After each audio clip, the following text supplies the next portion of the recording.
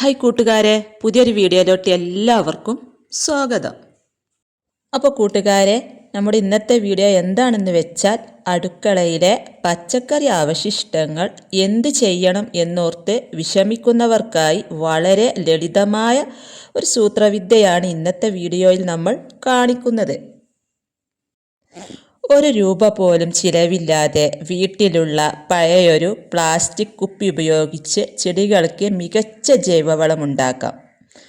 അപ്പോൾ അത് എങ്ങനെയാണ് എന്നാണ് ഈ വീഡിയോയിൽ കാണിക്കുന്നത്. അപ്പോൾ വീഡിയോ മുഴുവനായിട്ട് കാണുക. ചാനൽ ആദ്യമായിട്ട് കാണുന്നവരുണ്ടെങ്കിൽ ചാനൽ ഒന്ന് സബ്സ്ക്രൈബ് ചെയ്യുക. തൊട്ടടുത്തുള്ള ബെല്ലൈക്കണും കൂടി പ്രസ് ചെയ്താൽ ഞാനിടുന്ന വീഡിയോ നിങ്ങൾക്ക് നോട്ടിഫിക്കേഷനായി ലഭിക്കുന്നതാണ്. അപ്പോൾ നമുക്ക് ആദ്യം തന്നെ വേണ്ടത് ഇതുപോലുള്ളൊരു പ്ലാസ്റ്റിക് ബോട്ടിലാണ്. ഇത് 1 ലിറ്ററിൻ്റെയോ 2 ലിറ്ററിൻ്റെയോ ഒക്കെ നമുക്ക് അതിനായിട്ട് ഉപയോഗിക്കാം. അപ്പോൾ ഇതിൻ്റെ ഈ താഴ്ഭാഗം ഉണ്ടല്ലോ, അതൊന്ന് നമുക്ക് കട്ട് ചെയ്ത് മാറ്റണം.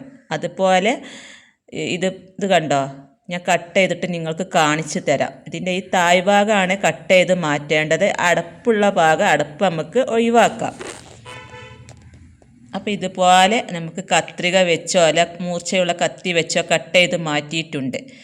ഇനി വേണമെന്നുണ്ടെങ്കിൽ ചുറ്റിലും ഒരു 5-6 ഹോൾസൊക്കെ ഇട്ട് കൊടുക്കാവുന്നതാണ്. അപ്പോൾ ഇതിൻ്റെ ഈ അടപ്പും കൂടെ ഞാൻ ഒഴിവാക്കിയിട്ടുണ്ട്. ഇങ്ങനെയാണ് നമ്മളിത് എടുക്കുന്നത്. ഇനി ഇത് നിങ്ങളുടെ ചെടികളുടെ ചുവട്ടിൽ എങ്ങനെയാണ് വെക്കുന്നത് എന്നും കാണിച്ചു തരാം. അപ്പോൾ ഇത് മാത്രം പോരാ, നമ്മുടെ അടുക്കളയിൽ നമ്മൾ വേസ്റ്റാക്കി കളയുന്ന പച്ചക്കറി അവശിഷ്ടങ്ങളുണ്ടല്ലോ, അതായത് ഉരുളക്കിഴങ്ങിൻ്റെ തൊലി, ഉള്ളിത്തൊലി, മുട്ടയുടെ തോട്, ചായ വേസ്റ്റ്, അതായത് ചായമട്ടൊക്കെ കഴുകിക്കാണ്ട് ഉണക്കിയൊക്കെ എടുത്ത് വെച്ചാൽ നമുക്ക് നല്ല പോലെ കമ്പോസ്റ്റാക്കി എടുക്കാം. പഴത്തിൻ്റെ തൊലിയൊക്കെ ആണെങ്കിൽ ചെറുതായിട്ടൊന്ന് കട്ട് ചെയ്തെടുക്കുക. അതുപോലെ ഫ്രൂട്ട്സിൻ്റെ തൊലിയൊക്കെ നമുക്ക് ഉപയോഗിക്കാവുന്നതാണ്. അപ്പോൾ ഒട്ടും സ്ഥലമില്ലാത്തവർക്ക് ചെയ്യാൻ പറ്റിയ നല്ലൊരു അടിപൊളി വിദ്യയാണ് കേട്ടോ അത്. അപ്പോൾ എല്ലാവരും ട്രൈ ചെയ്ത് നോക്കണം. ഞാൻ എൻ്റെ എല്ലാ ചെടികളുടെ ചുവട്ടിലും ഇങ്ങനെ വെച്ച് കൊടുക്കാറുണ്ട്. അപ്പോൾ ഈ ബോട്ടിൽ വെക്കാനായിട്ട് ഈ ഗ്രോ ബാഗിൽ നിന്ന് അല്പം മണ്ണ് മാറ്റി ചെറിയൊരു കുഴി പോലെ എടുത്തതിന് ശേഷം ഈ ബോട്ടിൽ അതിലോട്ട് ഇങ്ങനെ ഇറക്കി വെക്കുക. ഈ കുപ്പിയുടെ അടപ്പ് മാറ്റിയതിന് ശേഷമാണ് ഞാൻ അതിലോട്ട് വെച്ച് കൊടുത്തത്. എന്നിട്ട് മണ്ണ് നല്ലപോലെ ഇട്ട് കുപ്പിയെ അവിടെ ഉറപ്പിച്ച് നിർത്തി. ഇനി നമുക്ക് ആദ്യം തന്നെ ഇതിലോട്ട് ഇട്ട് കൊടുക്കേണ്ടത് പച്ചക്കറിയല്ല കേട്ടോ. പച്ചക്കറിയൊക്കെ നമുക്ക് ഇട്ട് കൊടുക്കുന്നതിന് മുമ്പ് ഉണങ്ങിയ കരിയില ഇട്ട് കൊടുക്കുക. കരിയില ഇല്ലെങ്കിൽ ഉണങ്ങിയ ചകിരിച്ചോറുണ്ടെങ്കിൽ അത് ഇട്ട് കൊടുത്താലും മതി. അതുപോലെ വേസ്റ്റുകൾ ഇട്ട് കൊടുക്കുമ്പോൾ ചെറുതായിട്ട് ഇങ്ങനെ കട്ട് ചെയ്തെടുക്കുക. പഴത്തിൻ്റെ തൊലി ആയാലും മറ്റുള്ള വേസ്റ്റുകളായാലും ഒക്കെ ചെറുതായിട്ട് കട്ട് ചെയ്യുക. മുട്ടയുടെ തോടൊക്കെ നല്ല പോലെ പൊടിച്ചിട്ട് ചേർത്ത് കൊടുക്കുക. അപ്പോൾ ആദ്യം തന്നെ നമ്മൾ ഉണങ്ങിയ ഇല ഈ ബോട്ടിലോട്ട് ഇട്ട് കൊടുക്കുകയാണ്. ഇനി ഉണങ്ങിയ കരിയില ഇല്ലെങ്കിൽ ചകിരിച്ചോറോ അല്ലെങ്കിൽ ഉണങ്ങിയ പുല്ലോ അതൊന്നുമില്ലെങ്കിൽ നമ്മൾക്ക് പത്രം കീറിക്കാണ്ട് ഇങ്ങനെ അതിട്ട് കൊടുത്താൽ മതി.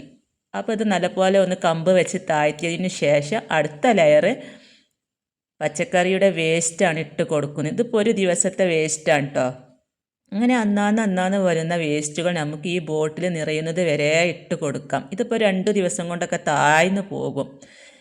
അപ്പോൾ അതാ രണ്ടാമത്തെ ലെയർ പച്ചക്കറിയുടെ വേസ്റ്റ് ഇട്ട് കൊടുത്തു. അടുത്ത ലെയർ നമ്മൾ ഇട്ട് കൊടുക്കുന്നത് മണ്ണാണ്. അപ്പോൾ മണ്ണ് അതിൻ്റെ മുകളിലോട്ട് കുറച്ചിട്ട് കൊടുക്കുക. ഇനി മണ്ണിന് പകരം ചകിരിച്ചോറ് ഇട്ട് കൊടുത്താലും നല്ല രീതിയിൽ തന്നെ കമ്പോസ്റ്റായി കിട്ടും. അപ്പോൾ ഞാനിവിടെ കുറച്ച് മണ്ണാണ് ഇട്ട് കൊടുക്കുന്നത്. ഇങ്ങനെ മണ്ണിട്ട് കൊടുത്താൽ പച്ചക്കറി വേസ്റ്റുകൾ വേഗത്തിൽ ജീർണിക്കാൻ സഹായിക്കുന്ന ബാക്ടീരിയകൾ നൽകും. അപ്പോൾ അടുത്ത ഘട്ടം കമ്പോസ്റ്റിന് നേരെ ഈർപ്പം ആവശ്യമാണ്. അപ്പോൾ നമ്മൾ ചെറുതായിട്ടൊന്ന് നനച്ച് കൊടുത്ത് നല്ല പോലെ ഇത് മൂടി വെക്കണം.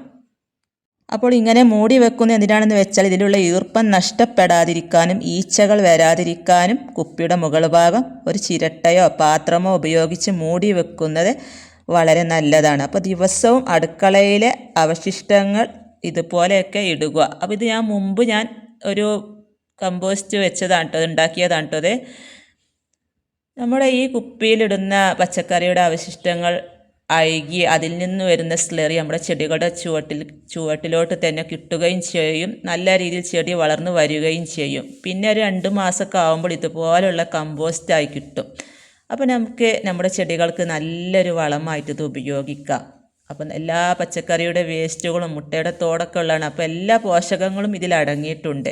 നമ്മുടെ ചെടികൾക്ക് ആവശ്യമായ മുട്ടയുടെ തോടാണ് കേട്ടോ, ചെറുതായിട്ട് പൊടിഞ്ഞു വരുന്നേ ഉള്ളൂ. ബാക്കിയെല്ലാം നല്ല രീതിയിൽ പൊടിഞ്ഞ് നല്ലൊരു കമ്പോസ്റ്റായി കിട്ടിയിട്ടുണ്ട്. നമ്മുടെ ചെടികൾക്കായാലും പച്ചക്കറി ചെടികൾക്കായാലും നല്ല രീതിയിൽ തന്നെ നമുക്ക് വളമായിട്ട് ഉപയോഗിക്കാൻ പറ്റുന്ന നല്ലൊരു മികച്ച ജൈവ വളമാണിത്. അപ്പോൾ പറമ്പിലോട്ടൊന്നും വെറുതെ പച്ചക്കറിയുടെ വേസ്റ്റുകളൊന്നും വലിച്ചെറിയണ്ട.